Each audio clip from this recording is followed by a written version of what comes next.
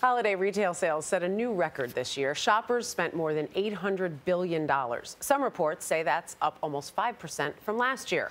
Online purchases rose more than 18%. The record sales mean retailers will deal with a huge number of returns, though. 45% of consumers will return at least one item between December 26th and December 31st. They will be part of the $90 billion of returns over the entire holiday season. That is forcing shops to find new ways to make returns convenient.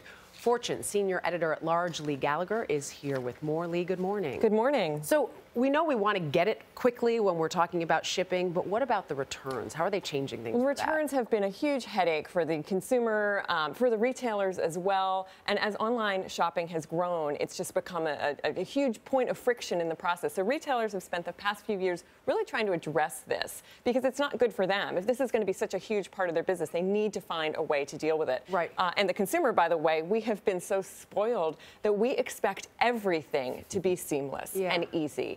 And you know they have to meet that need. So there's all kinds of creative ways to process returns this year. We're starting to see more of them. A big thing is the movement to buy online and return in store. So that's actually easier for the consumer in many ways. It's also cheaper for the retailer. Brings the cost down. Yeah. A lot of companies will have kiosks. Walmart has kiosks in its store. It's promising you can return in under 5 minutes.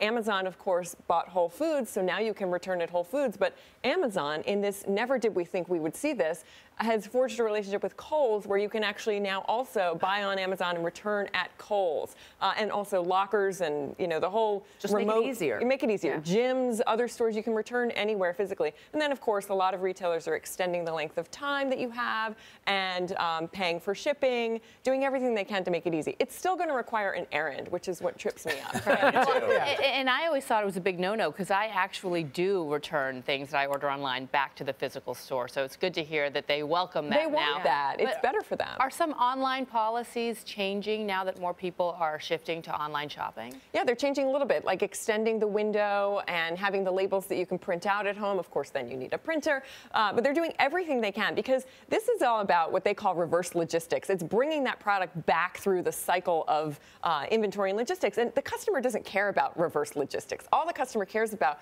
you know, we don't care about your inventory. We just want this to be taken care of. And so, and a lot of people, as you just said, return. It's what many people are doing this week. I mean, I returned things yesterday. So there's been a tremendous growth, obviously, in online shopping.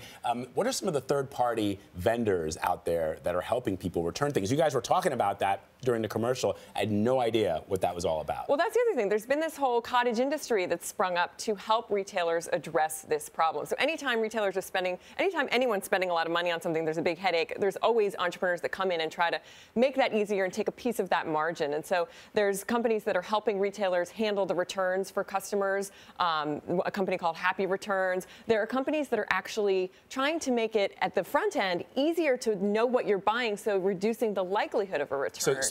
So how does it work? I mean, if I hate returning things, would they send somebody to my apartment and pick up? No, it's not about that. It's more about an errand. It's more about taking the pressure off of the retailer. They don't have to handle that. You can go to a kiosk in a mall or something like that. But then there are ways that you know, a lot of retailers are being told put better photos online in the first place. So there's a lot of innovation in that. There's a lot of innovation around 3D, being able to put yourself in the clothes online or look at the furniture, how it will look in your space. And so those things are important because, you know, the end goal would be to reduce the amount of returns in the first place. But think about it. In the holidays, you're desperate, you're under that time crunch, and you're like, I'll just buy it and they can always return it, or I can always return it. That return likelihood goes up during the holiday season because of all the pressures and all the convenience that it offers. But none of the gifts I received, I'm returning. No. Anyone who's watching right now, I love my gifts. All of them.